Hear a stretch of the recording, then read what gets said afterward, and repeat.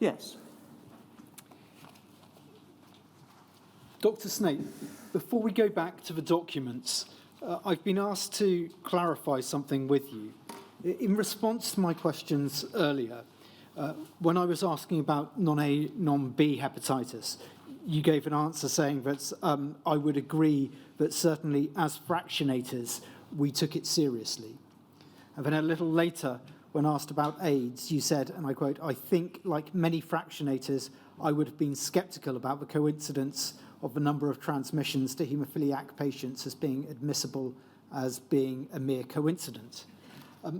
In those answers, when you were talking about fractionators, are you talking about you and your colleagues at BPL, or the wider community of fractionators in the United Kingdom, or a more general community of fractionators internationally? I was certainly talking about fractionators in the United Kingdom. I think in the context of development of understanding about AIDS as a risk, it was clear that that US fractionators were also responding, at very least in terms of introducing or attempting to introduce heat treatment processes for virus inactivation. Now, I'm not going to comment because I don't have the knowledge, but that could be simply because they were commercially savvy and were looking to create opportunity. But it could also be that, like UK fractionators, they felt it was necessary to take the warning that was coming across, particularly from the CDC, about AIDS as a virus transmissible disease. My earlier comment about non-A, non-B hepatitis, I think probably was more applicable from my knowledge, to UK fractionators. Thank you for that clarification.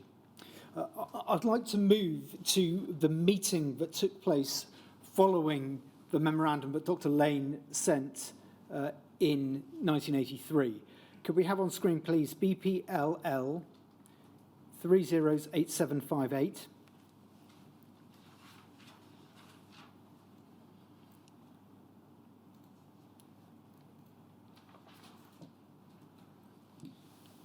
This document is headed Notes of a Meeting Held on the 18th of April 1983.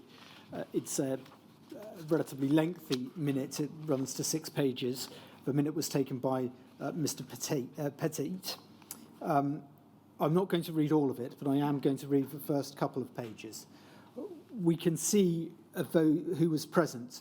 Dr. Lane in the chair, Dr. Harvey, Mr. Mallory, Mr. Pettit, Dr. Smith, you, Mr. Vallet, and Mr. Wesley. Is it fair to describe those people as the senior management team at BPL at that time? Certainly, everyone except Norman Pettit would have been seen as senior management by that time. Norman's role as assistant to the director was invaluable, but I don't think he would have described himself and wouldn't have been described as part of the senior management team. Is there anybody missing from that meeting who you would have expected to be there? No. And is it right that it is an internal BPL meeting? All of those people are employees of BPL? That's correct. Reading from the minutes, the first item is headed Acquired Immune Deficiency Syndrome. And I quote, "The director advised that that Professor Bloom had raised the subject of AIDS at the last CBLA meeting. And at the next CBLA meeting, he wished to respond to any questions raised on AIDS. In particular, what the BPL response would be to any likely problem with AIDS and raw material input. Letters on AIDS have been circulated to haemophilia directors by the supra-regional directors. BPL has to decide now whether to change course if a move away from concentrates, factor 8 and factor 9, is requested. Mr. Vallet had brought back recommendations from the United States that outlined ways of reducing AIDS in source plasma, e.g. by further screening of donors, taking account of their history and background and sexual activities. Plasma from high-risk donors, including their sexual partners, was recommended by the BOB, which I take to be the Bureau of Biologics, to be used for the preparation of immunoglobulins, plasma protein fraction, and diagnostic reagents. No directive has been issued with regard to factor 8. Discussions with Dr. Aronstam indicated that the relationship of AIDS to haemophiliacs had not been established, nor the extent of the risk. May I make a comment at that point, Mr. Hill? Yes, please do. That's not Dr. Aronstam, although I accept that that's what the minute says. It was actually Dr. Aronson, Dr. David Aronson, who was Bureau of Biologics in the US. Thank you, that's very helpful. The producers of concentrates are concerned and expect the BOB to make a statement that no further clinical trials be carried out on materials that had not been rendered safe from the risks of transmittable disease. Another view from the USA was that the commercial producers may withdraw from the market, leaving only the state-financed operations producing factor 8. Dr. Snape stated that the BOB reaction was predictable and that an association was now being formed between heat-treated concentrates in reducing the risk from AIDS. We go over the page, please. The director commented on the price increase now being seen for commercial concentrates and the emphasis on marketing hepatitis-reduced risk material. Dr. Smith remarked that at the present time, there was little firm knowledge on how effective heat treatment is on non-A, non-B, or AIDS, nor what the effect on yields would be. Several other comments were raised.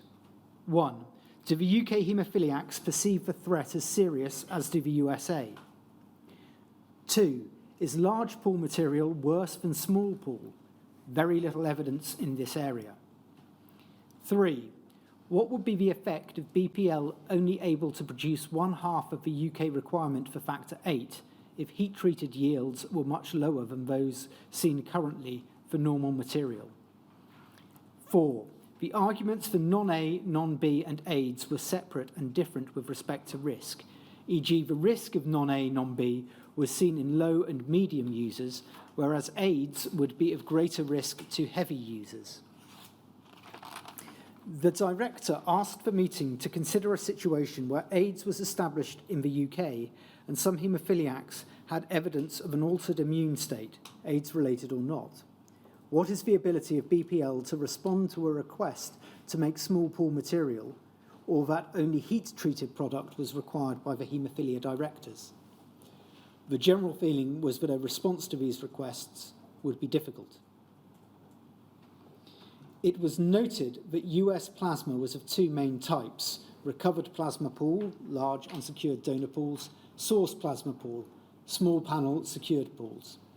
The UK is different in that only large donor pools are used, i.e. there is still no major use of small panel plasmapheresis plasma, and that plans are in progress to increase plasma collection primarily by the use of SAG-M with secondary use of plasmapheresis. It would be difficult to change the philosophy once major progress has been achieved in the SAG-M programme. In addition, the use of small panel accredited donors would be very expensive.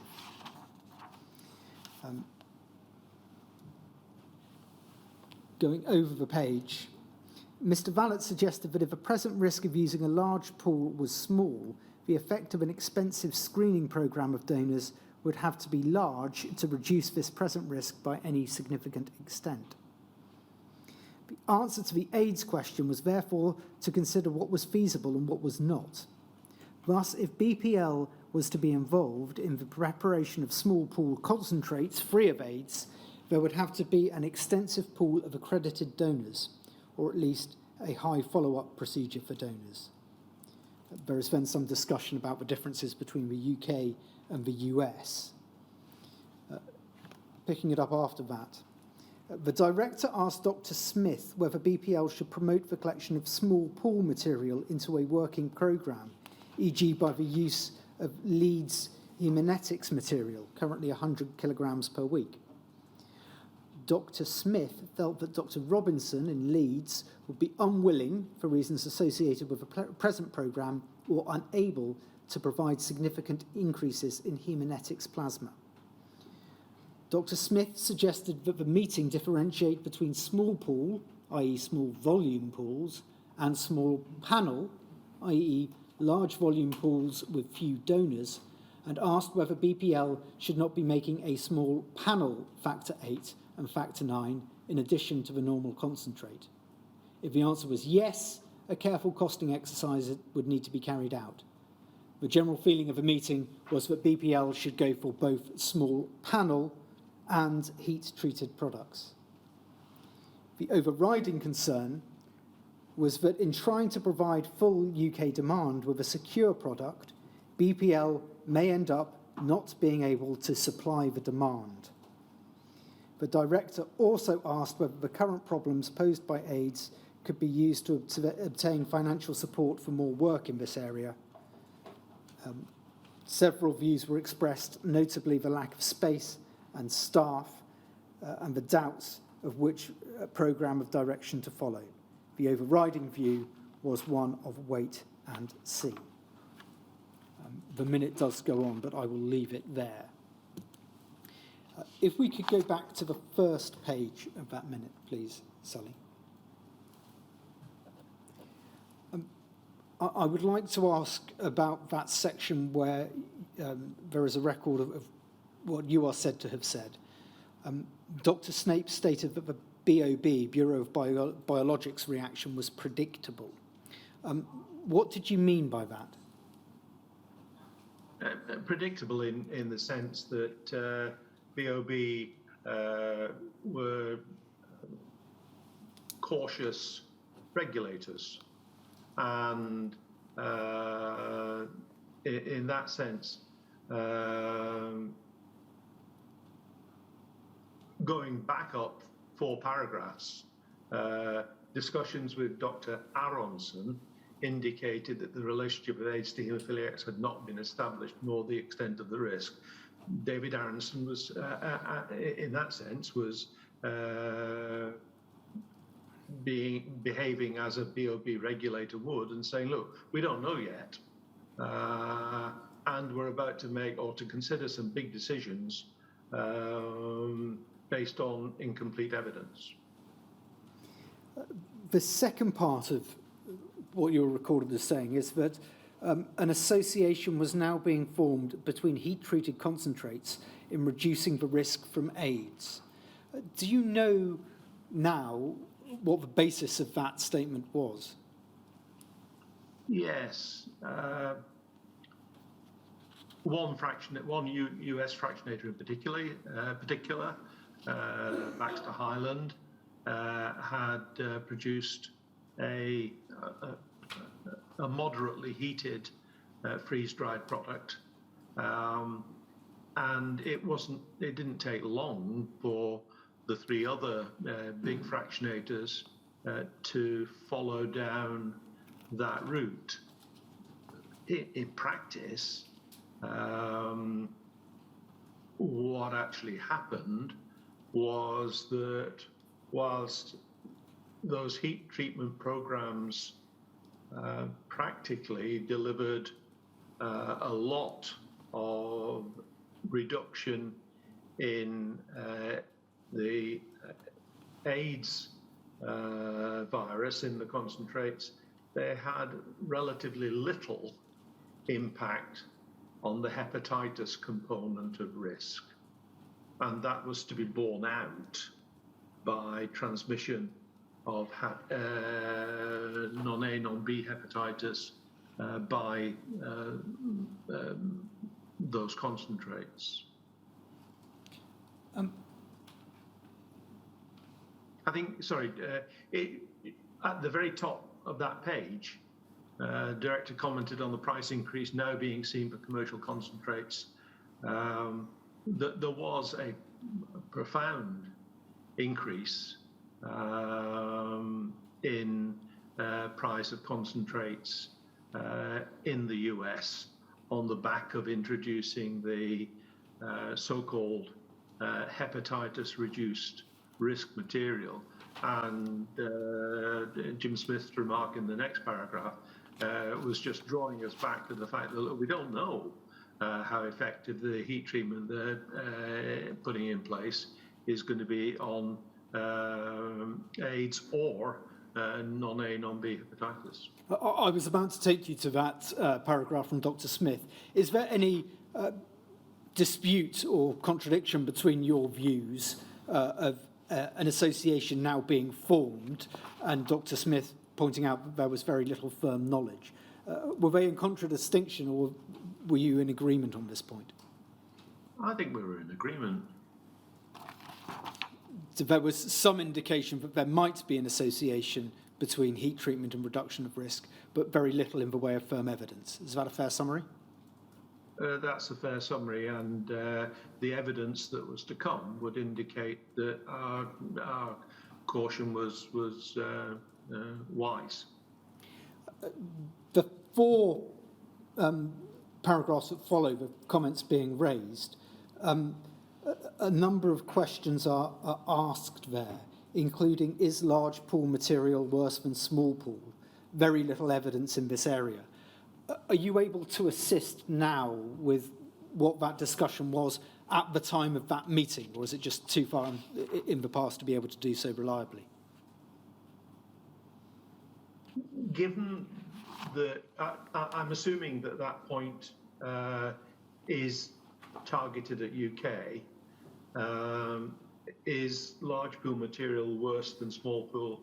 I would say it was accurate at the time. There wasn't evidence. If we'd been thinking about the US, then because of I think this was January '83. It's April '83. April '83. Sorry. In the US, the population of plasma donors contributing to most of the big four US concentrate manufacturers was significantly threatened by high-risk individuals. And in that sense,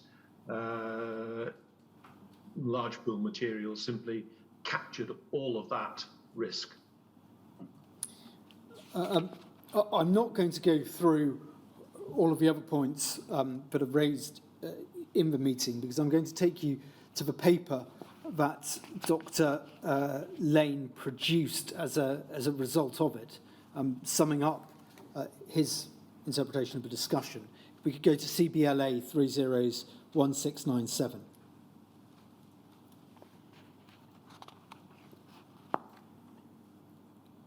This is a document dated the 22nd of April 1983, and we can see from its heading that it is intended for the CBLA. The internal reference is CBLA83 Stroke 23. The paper is entitled Acquired Immune Deficiency Syndrome, AIDS. What Dr. Lane wrote is this: progress with AIDS is being kept under regular survey.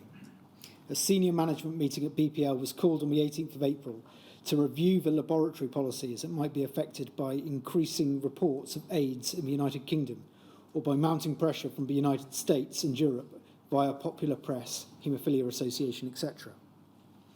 Whilst AIDS continues to concern federal and state authorities in the USA, a current review in the UK indicates that the disorder is limited to some 14 cases in known active homosexuals, but CDR reports give no evidence of AIDS in haemophiliacs. haemophilia directors have been alerted to maintain heightened levels of surveillance so that the disorder, if proven, can be reported at the earliest opportunity. The production policy at BPL will adopt a wait-and-see basis with continued manufacture of factor VIII concentrates and with continued attention to research and development programs designed to inactivate transmissible viruses by heat pasteurization and other methods. The potential of the laboratory to manufacture small pool freeze-dried cryoprecipitate in significant amounts as an alternative to large pool intermediate factor VIII concentrate has been ruled out on logistic production considerations. Whilst the situation in the UK appears to be under control, it is recognised that a first genuine report of AIDS in a haemophiliac could well bring about a sudden and significant general request for single-unit wet cryoprecipitate for a large number of haemophiliacs. Whether this demand could be suppressed is unknown, but it would seriously reduce the efficiency of the current plasma procurement programme to satisfy BPL targets for factor VIII concentrate. An elaborate programme of pooled capture under sterile conditions of regional cryoprecipitate supernatant would have to be introduced to provide starting material for factor IX, immunoglobulin, and albumin products. The situation brought about by AIDS in the USA accentuates the requirement, always recognised at BPL, for there to be considerable flexibility within production and for importance of having a properly supported, vigorous programme of research and development in key areas. The possible impact of AIDS and the high incidence of non-A, non-B hepatitis has caused the director to review the current level of resource set aside for virus inactivation, and further proposals will be put to the authority if it is felt necessary, if it is felt that expansion of this programme is needed. That is the end of the paper. The first point to pick up from that is that the paper states that small pool production at BPL has been ruled out at BPL on logistical grounds. Am I right in reading that as meaning that if there was a decision taken by others to go for small pool production through the use of cryoprecipitate, then that, for logistical reasons, couldn't be done at BPL, but it is not saying that it should not be done? That's a fair statement. It could not be done at BPL in Building 25. But in April 1983, Building 25 was all we had.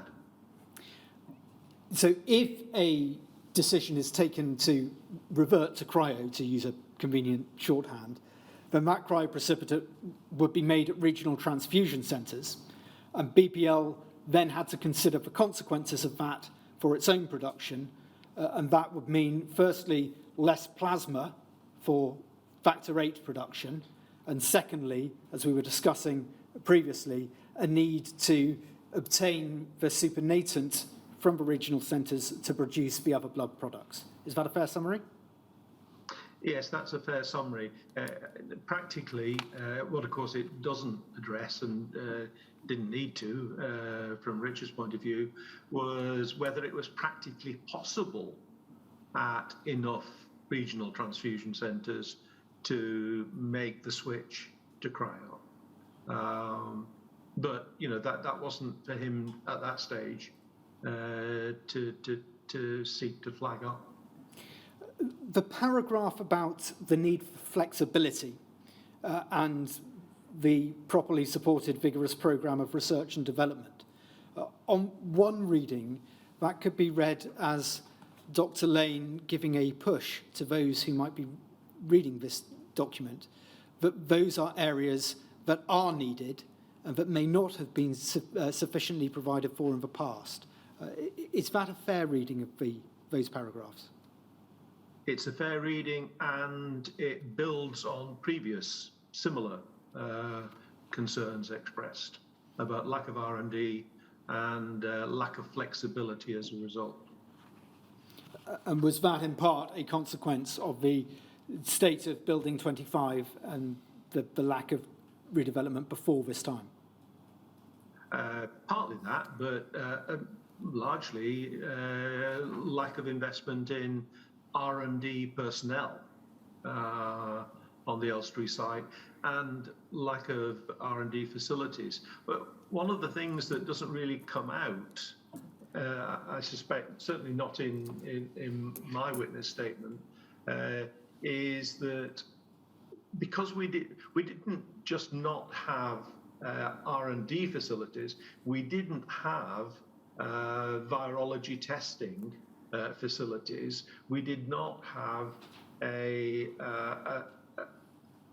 properly designed laboratory in which to carry out simulation studies where we could actually carry out virus inactivation steps or develop virus inactivation steps using spiked virus. It would have been improper on that site with the facilities that we had. And yet it's what you really need if you want to develop virus-safe materials, is to be able to prove that you've done so. The reason that it would have been improper to carry it out on the site is that because you were producing on that site factor 8 for patient use, and it would have been dangerous to introduce into that environment material that you knew to be infected with HIV or whichever virus you were looking at.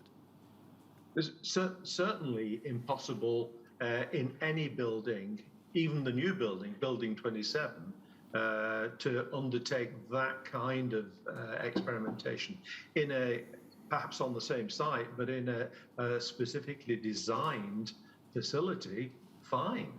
But we didn't have that, and it was a long way in the future.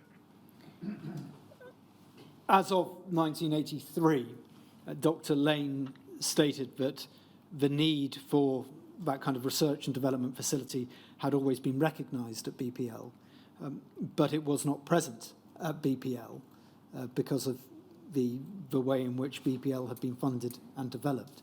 Was this a case of chickens coming home to roost as of April 1983?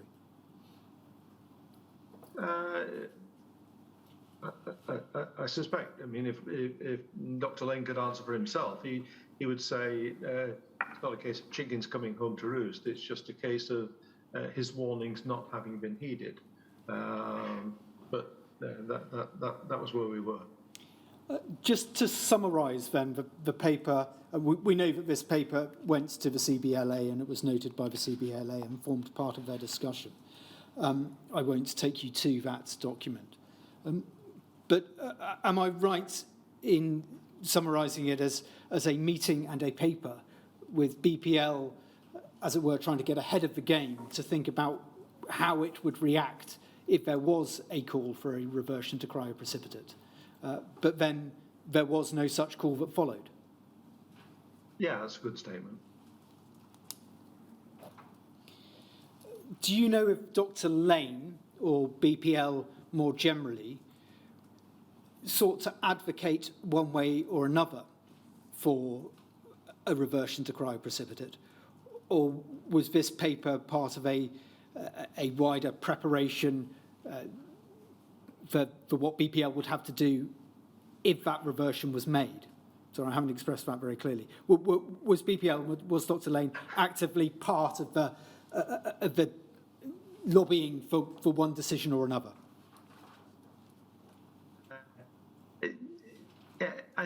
Bearing in mind that he had several years' experience of working in a blood transfusion centre, and he knew what the pressures in a busy centre were and a limited facilities centre were, I'm sure he was being very cautious, but trying to be even-handed and say, this may be one approach, but on the other hand, there are problems. I'm going to move on from that document and that topic to the question of product recall. I will come back a little later to discuss.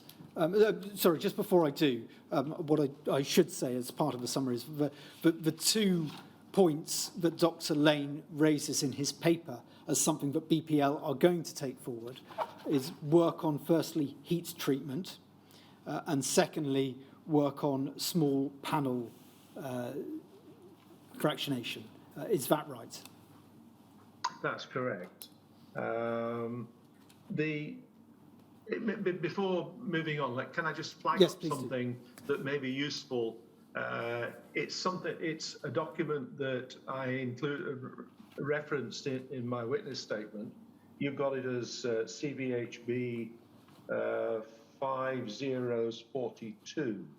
It's a paper by Bruce Evert. It's probably the best summary I've ever seen of the development of the AIDS situation in the US, and there are some lessons there that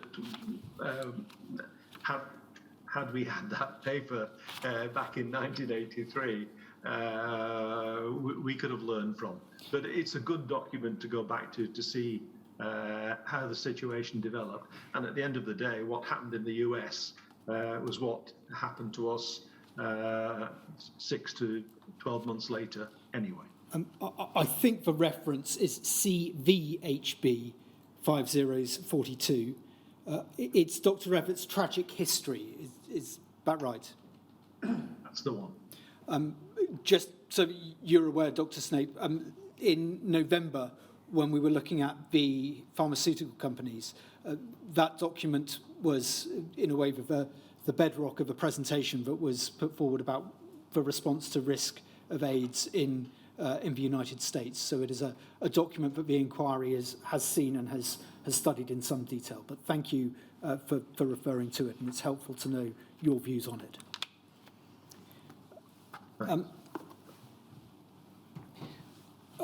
I will come back briefly to the question of heat treatment and response to risk. The reason that I'm moving on to product recall is my understanding of your statement and your evidence is that while you have very helpfully set out a history of the development of heat treatment at BPL, in terms of the research and development, that was principally a matter for Dr. Smith and his team, something obviously that you were aware of and worked with, but it's, I think you, in a way, defer to Dr. Smith's evidence on that point. Is that right? It is. For that reason, I'm going to turn to product recall, which was an area in which you were more directly involved yourself.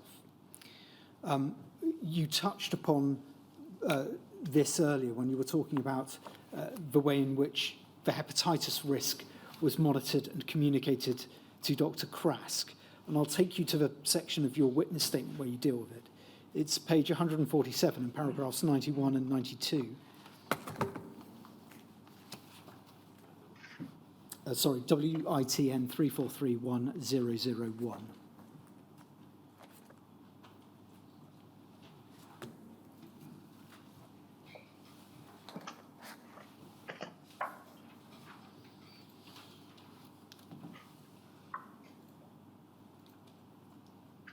If I just read through your statement, what you wrote is this. There was no formal documented procedure for recall, but in my opinion, the system, sorry, I should have given the context. The question is about the period of the 1970s and the 1980s.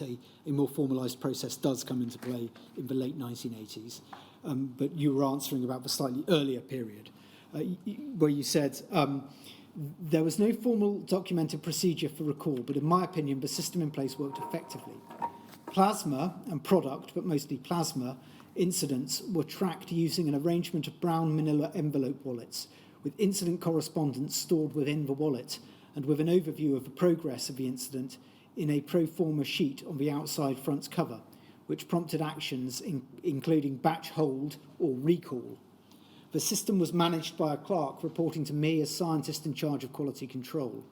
We did not have a computer database at the time, and the incident file tracking system was simple but effective, avoiding any consideration of dependence on an electronic backup. The pro forma sheet on the outside front cover set out a decision flow for actions to be taken, including withholding of release of product or recall of product. Each incident was closed out with a formal incident report. The report, INCREP02, is an example of such a report. I would say we're going to come onto that report in a second. In the absence of a computer database, we used a 7-inch by 5-inch card index system, 1 card per PFL batch, to record reports of patient events. No patient names, just a yellow flag per hepatitis report. Results were notified to Ms. Rosemary Jean Spooner, Secretary to the Oxford Haemophilia Centre Directors Hepatitis Working Party, chaired by Dr. John Crask. Batches that accrued 4 or more yellow flags were identified for the Hepatitis Working Party attention. I recall that on transfer to Elstree in 1982, I was granted a full-time clerk and a full-time technician staffing the BPL control unit. The same brown wallet incident file tracking system was established and managed by the technician who reported directly to me. Again, as at PFL, there was no computer database, but the paper-based system continued to be simple and effective. So that is what is in your written statement. You go on in paragraph 93 to refer to a statement that was provided by David Donald, somebody who you mentioned at various points in your evidence over the last couple of days. And I won't go to the document, but what Dr. Donald said was that the first formal complaints procedure and product recall document was authorised for use at BPL on the 3rd of November 1988. And from my understanding of your evidence, you don't dispute Dr. Donald's recollection in that regard. No, I don't. So before 1988, you had a system in place, but it was not a system that was committed to writing. Is that correct? Sorry, not a system that was committed to writing. To writing. It was not a recall procedure. It was a review mechanism that, in our experience and my lack of experience in terms of pharmaceutical manufacturing, served the purpose and was seen by successive medicines inspectors, and in that sense not criticised. That's not to say I would seek to defend it as fulfilling the recall procedure requirements that were first stated in the 1977 Orange Guide in Chapter 9 of that guide. I won't go to that document in light of what you've said, but so we have the reference for it. It is PRSE 302339 and page 35 of that document. That's the 1977 Orange Guide, which said that there should be a recall system which is written down. Is that a fair summary? Yes. And BPL did not comply with that until 1988, but it did have a system that was unwritten. Yes, we had a mechanism that worked, and it was written only in the sense of the pro forma on the manila envelope data capture system. I would like now to turn to the report that you referred to in paragraph 91 of your statement, which is INCREP02, is the internal reference for it. It is at WITN 3431014.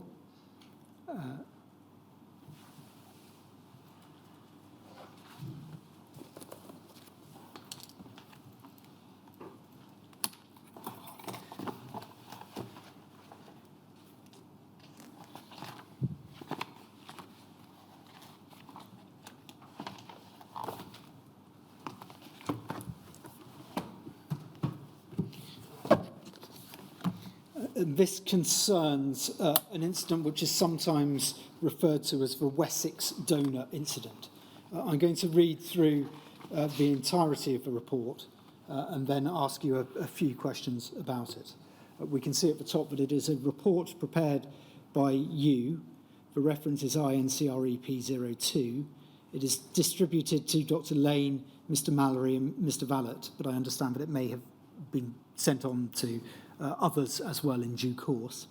And the title is Summary Report on the Recall of Factor 8 Batch HL3186 occasioned by probable diagnosis of AIDS in a contributing donor. What the report says in full is this. Paragraph 1, donor condition and products affected. 1.1. A donor was admitted to Bournemouth Hospital with a skin rash consistent with Kaposi's sarcoma, leukopenia, and anemia. Biopsy results awaited. Donor admits to homosexual activity, but was VDRL negative when he donated blood on the 25th of September 1984. This donation was separated at Wessex Regional Transfusion Centre, but plasma was not dispatched to BPL. I pause there, sir, to note that I should have said that the report is dated the 23rd of October 1984. An important point of context, and forgive me for not raising it before. The original report of this incident, telephoned by Dr. D. Smith on the 2nd of October 1984, was confirmed in writing by Dr. M. Barnes, letter of 4th of October 1984 attached. Dr. Barnes confirmed the following circumstances concerning the donor, telephone conversation 12th of October 1984. 1. Biopsy confirmed early Kaposi sarcoma. 2. Plasma samples tested by Dr. Tedder were positive for HDLV3. 3. The donor has now been diagnosed as suffering from pneumocystis pneumonia. Forgive me. Paragraph 1.2. Plasma donation number, and the number is given but has been redacted by our team, was collected into an IPP on the 27th of March 1984 and dispatched to BPL on the 6th of April 1984 in box number SF4333. This pack was used in the manufacture of batch HL3186. No factor 9 was recovered from the cryosupernatant. No fraction 2 was recovered from the A&I precipitate. Fraction 5 was recovered and is presently held as L938 and L939. Factor 8 batch HL3186 was distributed as follows. Wessex Regional Transfusion Centre, 485 vials, sent on the 10th of August. Cardiff Regional Transfusion Centre, 400 vials, sent on the 15th of August. Paragraph 1.3. Time expired plasma from the donation of the 21st of November 1982 was received at BPL as pool number C31621E, i.e. from Leeds Regional Transfusion Centre.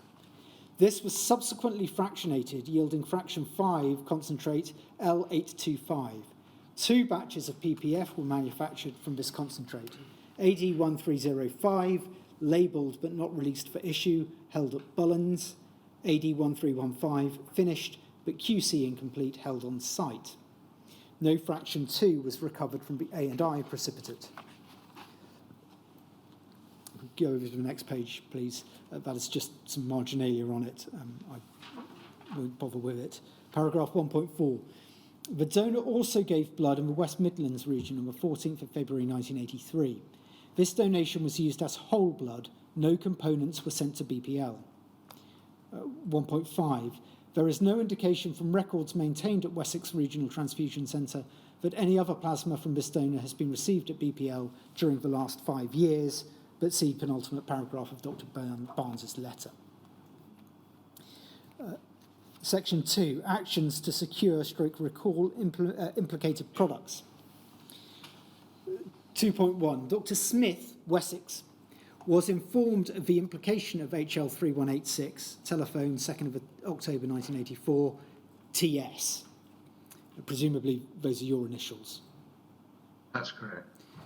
And was asked to recall all vials, including any held by patients for home therapy. Dr. Napier, Cardiff, was unavailable, but Mr. Booth, sen.ch.mlso, Cardiff, was informed, telephone 3rd of October 1984, TS, and was asked to recall all vials of HL3186, including home therapy issues. Both telephone conversations were confirmed in writing. 3rd of October 1984, copies attached. Fraction 5 concentrate, L938 and L939, were secured and labelled held Although PPF might be argued safe in respect of viral transmission, it is not considered that the risks possibly associated with further processing can be justified. These fractions will be held against the possibility of development of suitable test methods. 2.3. PPF batch AD1305 will be held pending results of investigatory to determine process efficacy of heat in relation to HTLV3 inactivation. Provided it can be demonstrated that wet heat pasteurization inactivates the virus, the product may be considered for release. PPF batch AD1315 will also be held. The situation here is more complex in that completion of finished product QC would require that further analytical work be carried out on unheated samples.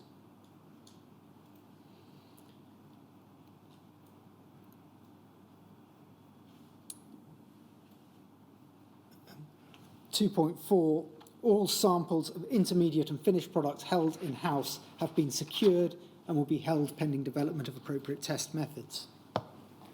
Over the page, please.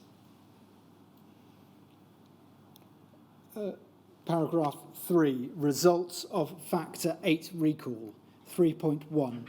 The 400 vials of batch HL3186 dispatched to Cardiff break down thus.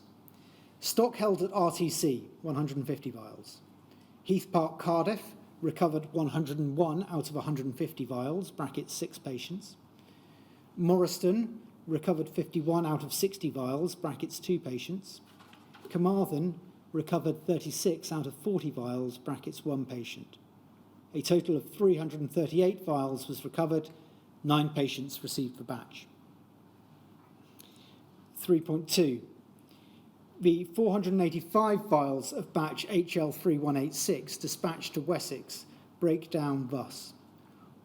Alton, Lord Mayor Trelaw's College, recovered 105 out of 200 vials. Dorchester County recovered 5 out of 25 vials.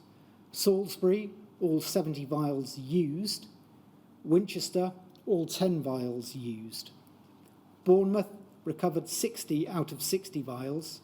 Southampton recovered 1 out of 60 vials. Portsmouth recovered 6 out of 50 vials. Newport Isle of Wight recovered 10 out of 10 vials. A total of 187 vials was recovered. The number of patients involved was not reported. Section 4, follow-up actions. 4.1. Dr. Smith, Wessex, was asked to report any plasma from this donor dispatched to BPL or PFL within the last 5 years. Dr. Smith was also asked to determine whether the donor had a history of attending at local special clinics for venereal disease. Dr. Barnes subsequently confirmed that this was the case. 4.2. Dr. Tedder, Middlesex, was consulted, but indicated that he did not wish at the moment to receive samples of plasma fractions since he did not feel test methods presently in use were appropriate. He did, however, ask to receive a sample from the most recent donation, September 1984, and this was arranged with Dr. Smith of Wessex. 4.3. Dr. Krask, PHLS Manchester and chairman of the Haemophilia Centre Directors Working Party on Viral Transmission of Disease, was consulted and asked to be supplied with a list of haemophilia centres supplied with HL3186 in order to initiate follow-up studies on patients treated with the batch. Dr. Krask will be asked to provide BPL with a list of haemophiliacs identified as having received batch HL3186. 4.4. Medicines Division appraised of the situation, Dr. K. Fowler, and also defects report section. Section 5, observations on the incident. 5.1. With an incubation period exceeding 2 years, it is likely that a donor diagnosed as suffering from AIDS will compromise more than one pool of plasma fractionated at BPL. 5.2. In this particular instance, the last and most damaging donation was received at BPL on the 6th of April 1984, pulled for fractionation on the 17th of May 1984, and issued for clinical use on the 10th of August 1984. This timetable is consistent with the 5-week period of quarantine presently supportable for fresh frozen plasma and the irreducible 6 to 8 week delay from pooling plasma to release of factor VIII concentrate for clinical use. Enforcement of a 3-month quarantine period would not, in this instance, have avoided the loss of resource resulting from the plasma pool being compromised by a single donation. It would almost certainly have avoided patient exposure to the product, however. Enforcement of a 6-month quarantine period would have prevented release of the batch for clinical use. It would also have allowed the donation to be excluded before pooling, thus avoiding a very expensive reject situation. This incident must be an extremely cogent argument for the establishment of cold storage facilities capable of supporting a 6-month quarantine of fresh frozen plasma. 5.3. The appearance of this donor at 3 different centres within 2 years clearly underlines a fundamental problem when carrying out follow-up of donor incidents of this sort. Surely central coordination of donor records is unavoidable. That is the end of the report. It is signed by you as Head of Quality Control. There's quite a lot to take in there, so I'm just going to give a summary. This report concerns a donor who was later diagnosed with AIDS, who gave blood on the 21st of November 1982, and on that occasion, time-expired plasma was received at BPL, but no product was issued from BPL. The donor also gave blood on the 14th of February 1983. That was a whole blood donation, and no plasma was sent to BPL. The donor gave blood on the 27th of March 1984. That was collected in an international plasma pack, single unit pack. It was received at BPL on the 6th of April 1984.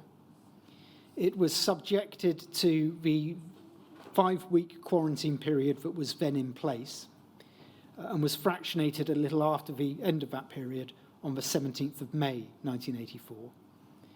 It was issued for clinical use on the 10th of August 1984 with the code HL3186. The donor also donated on the 25th of November 1984.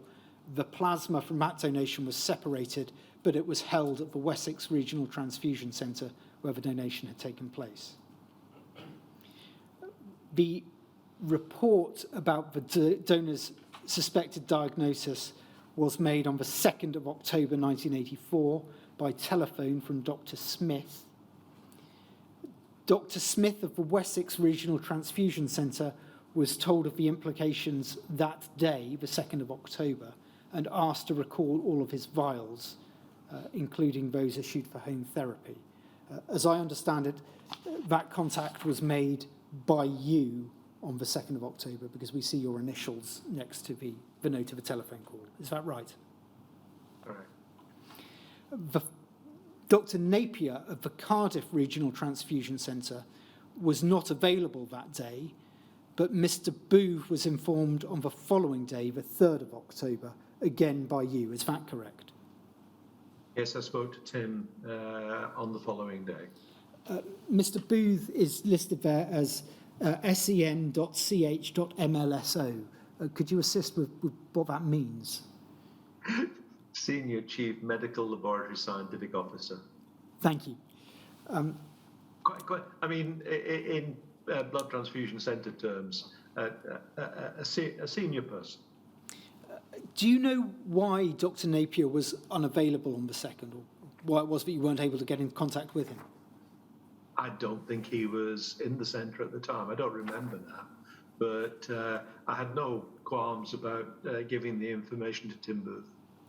Was there anybody in the centre on the 2nd of October to whom you could have given the information, so far as you recall? I really don't recall. It's a long time ago. Also, a function of it being a long time ago is that we must remember back to the technology that was in place at the time.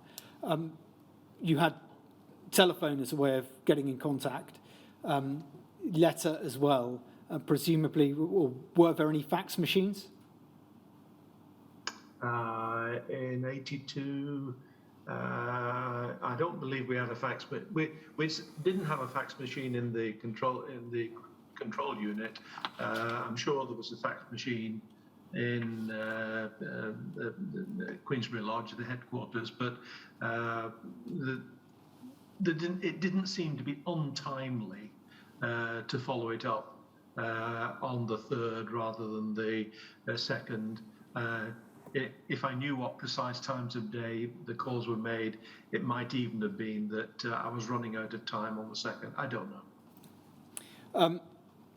In terms of the recall, 400 vials were dispatched to Cardiff, 338 were recovered, and it's recorded that 9 patients received the batch. 485 vials were dispatched to Wessex, 187 were recovered, and as of the 23rd of October, there was no report of the number of patients involved. Are you able to assist as to why it was possible to recover more from Cardiff than it was from Wessex? Oh, I'm sure it would have been rate of use of the product and the amount of product held in the centre versus the amount of product out for home treatment. Do you know whether it was ever possible to discover the number of patients of the Wessex Regional Transfusion Centre who were exposed to the product? I don't know. I believe I would have updated the report at the time if that information had come in, but I have no means of knowing now. Just to finish the summary, at section 4, there is a list of the follow-up actions that were taken. Were these presumably taken by a combination of BPL and by the reporting doctor as well?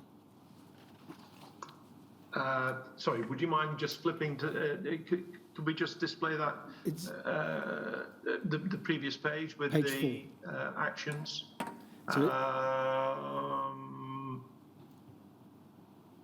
It's contacting Dr. Tedder and Dr. Krask, the medicines division. Yeah, I know that Dr. Krask followed up, and in fact, I think there's a separate letter relating. There is, I know, a separate letter relating to it on file. Richard Tedder had the sample from Dr. Smith at Wessex, performed the testing and confirmed positivity. And obviously, my comment there, Barnes followed up on the attendance at local BD clinics. I'd like to ask you about the quarantine period. If we could go over to the next page, please, Solly. From the report, it appears that the donation that was fractionated into HL3186 did go through the appropriate quarantine period that was then in place at BPL, which was a 5-week quarantine. Is that right? It did. If I can be pedantic, I use the word quarantine there as the only word describing holding plasma before use. Later we would have defined that as, I'm sorry, I've forgotten the term now, not quarantine, but... inventory hold? Pardon? Was it inventory hold? Inventory hold. The difference being quarantine period, quarantine is when plasma is put on hold and it's not released until there's a test result allowing it to be released. With inventory hold, it's the time that determines whether the plasma will be released or not.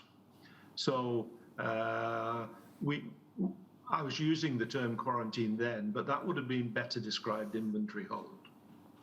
How had the 5-week period of inventory hold at that time been arrived at? By what we could do. We were conscious that if we could extend it, we would. But 5 weeks was a reasonable period at that time, given the stock of plasma and the rate of use of plasma. We saw from the video that we looked at yesterday that the inventory hold period requires the plasma to be kept in minus 40-degree temperatures, or at least very cold temperatures. And we saw that it is a process that requires a fair degree of space, given the physical size of the plasma that is provided to BPL. So when you say it was what we could do, is that a reflection of the facilities that you had to hand as of 1984 at BPL? Yes, because it was a storage facility attached to Building 25. It was, we had to wait for Building 27 to be able to achieve the 3-month quarantine period. 6 months would have been nice, but 3 months was certainly practical in Building 27. The discussion that you include in your observations about a 3-month versus a 6-month quarantine period, is that with an eye to an ongoing debate at that time about how things were going to be arranged once Building 27 was in operation? Yeah, I was putting markers down, yes. And your preference expressed there appears to be for a 6-month quarantine period. Though I didn't necessarily expect that my wishes would be granted, but I certainly was pleased to have space for 3-month quarantine. And was that something that had to await the commissioning of Building 27 sometime in 1987? That's correct. Did the 5-week quarantine period remain in place until that point?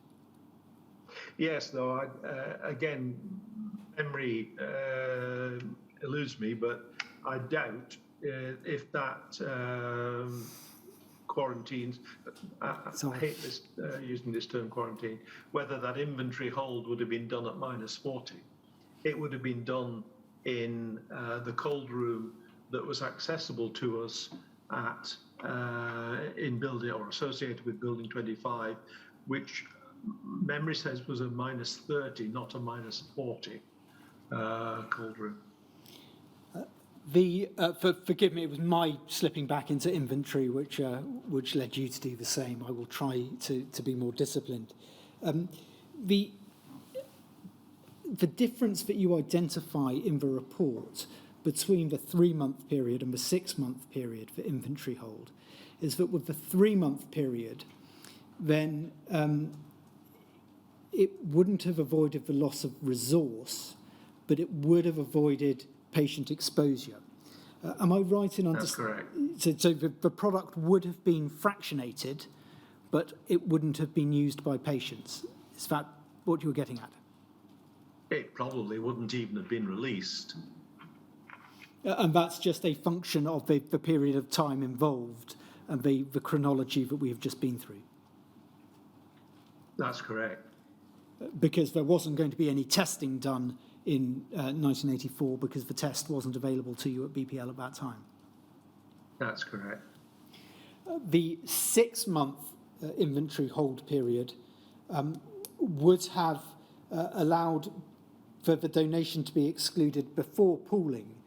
Does that mean that it would have involved that individual plasma pack being taken out and discarded, but the rest of the plasma packs with which it was subsequently pooled would have been saved and could have been used to create product? Yes, because every individual donor was barcode wanded into the plasma pool and could then be cross-checked against the inventory, against the donor list supplied from the centre. You say at paragraph 5.3, right at the bottom of that page, the appearance of this donor at 3 different centres within 2 years clearly underlines a fundamental problem when carrying out follow-up of donor incidents of this sort. Surely central coordination of donor records is unavoidable. Could you just expand upon what you meant by that? Yeah, on the assumption that a donor presents for blood donation twice a year, then the idea that a blood donor would go to 3 different transfusion centres or donation halls in 2 years, maybe what I should have done also is to extend that by challenging whether or not there was coordination of the records between 3 different centres. And I don't believe that there was at that time, but that's something you'd need to check with blood transfusion people at the time. Looking back, knowing what you do now, do you think that donor recall could have been handled more effectively from the point when BPL were informed on the 2nd of October 1984?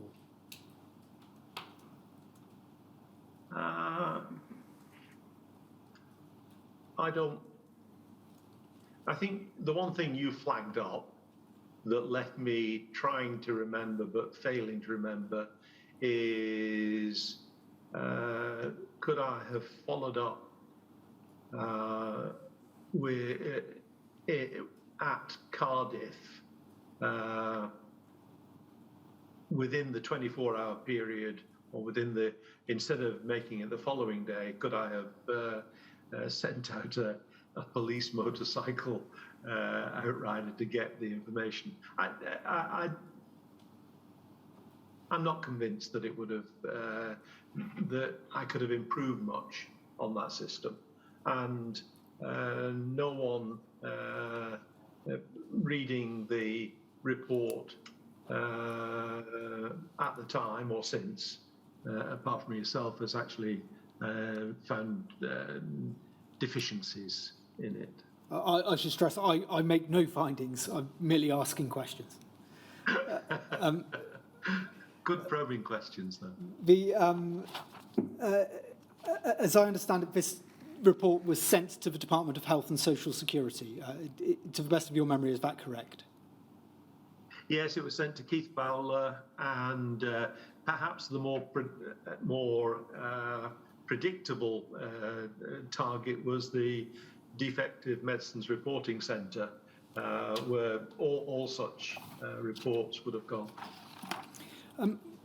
I'm just going to have a quick look at a couple of documents which followed on from this.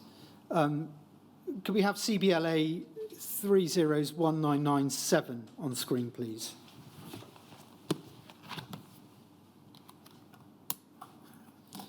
This is a letter that you wrote on the 24th of January to a number of doctors. We can see from the following page the doctors to whom it was sent. We'll come to that in a second.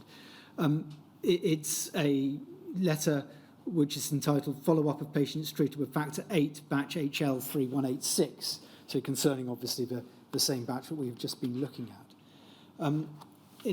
In it, you wrote, in October 1984, you were informed by Dr. D. Smith, Director of Wessex Regional Transfusion Centre, of the need to recover and return to BPL all unused vials from batch HL3186. Following confirmation of the inclusion, in the plasma pool from which the batch was manufactured, of plasma from a confirmed AIDS sufferer.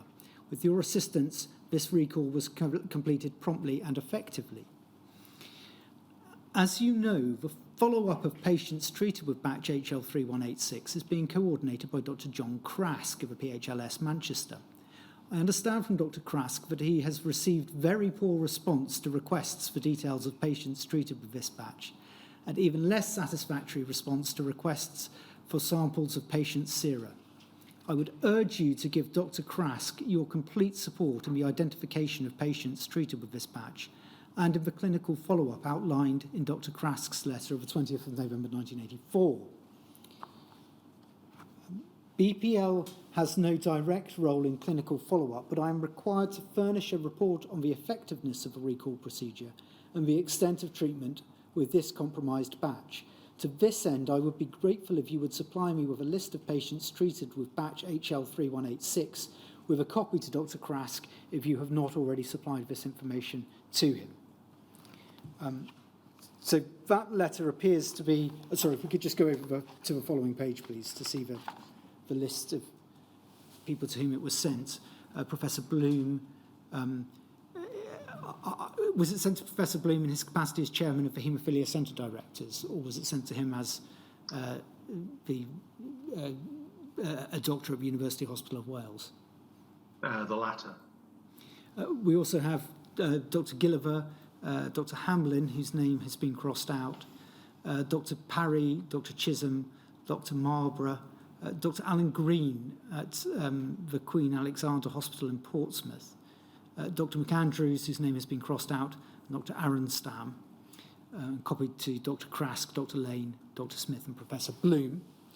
That letter appears, if I may put it this way, to be giving those doctors a bit of a kick to cooperate with Dr. Krask in his follow-up. Is that A, fair summary, and B, if it is, why was that kick necessary?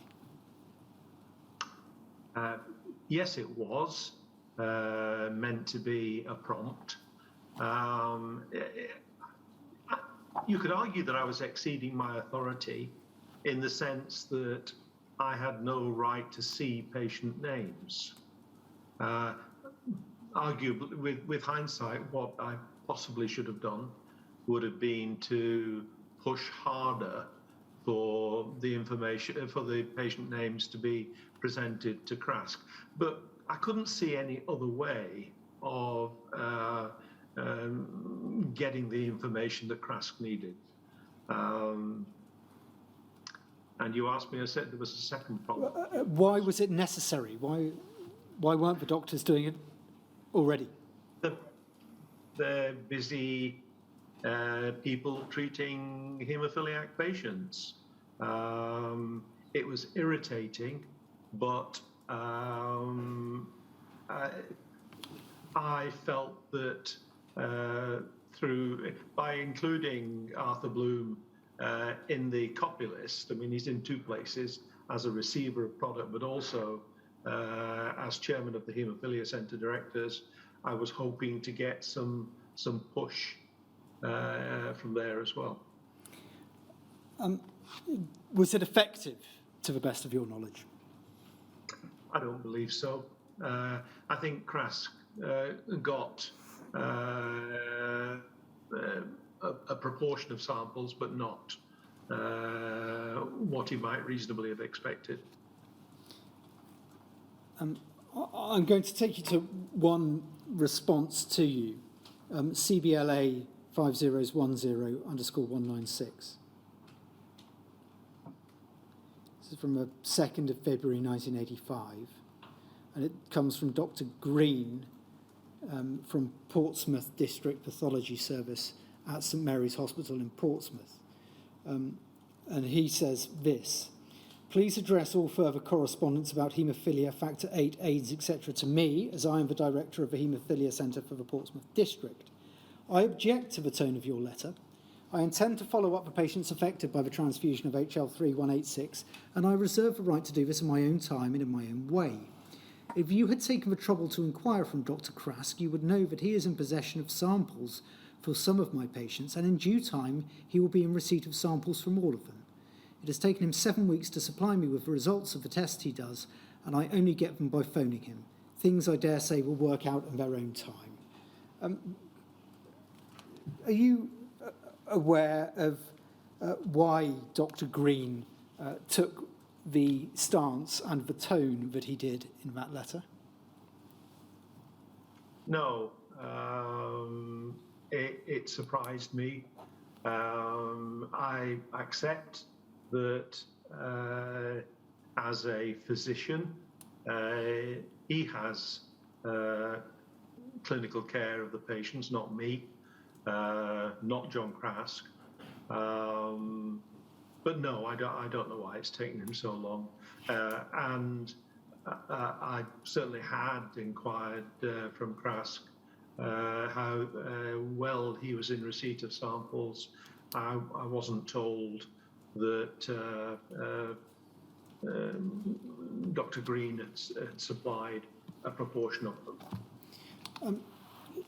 We know from your statement that Dr. Green also seems to have taken exception to a later request from BPL to return unheated factor 9. It's page 152, paragraphs 100 to 101. Was Dr. Green typical of the way in which clinicians would respond to such requests from BPL? No, I don't recall getting that kind of fractious response from other physicians. Just looking now at the Dr. Green, PJ Green, if I really wrote to Dr. Alan Green in the initial communication, it never occurred to me before, but perhaps the letter was misdirected, but I don't think so. I'm just trying to invent excuses for him. That is all I wish to ask you about those documents. I've rather run over time, sir.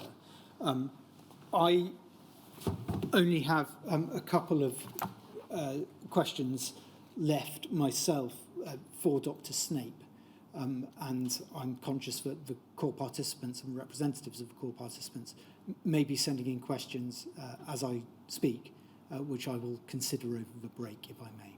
Yes, well, let's take a break then. Do you want a longer break because of that or not? Can I? I'll aim for half an hour, and I hope. Right. Well, what I will say is not before 4 o'clock. So not before 4 o'clock. It may be a bit longer. What happens now, Dr. Snape, is that Council is virtually finished the questions he has, but of course there are core participants who, through their legal representatives, have the right to and do ask questions through Council of you, and we have to give an opportunity for those questions to be formulated and considered. So that's what will happen in the next 30 minutes or so, but it won't be any shorter than 4 o'clock. So you've got it till at least 4 o'clock, and if you'll be ready, then if there's a further delay, we'll let you know.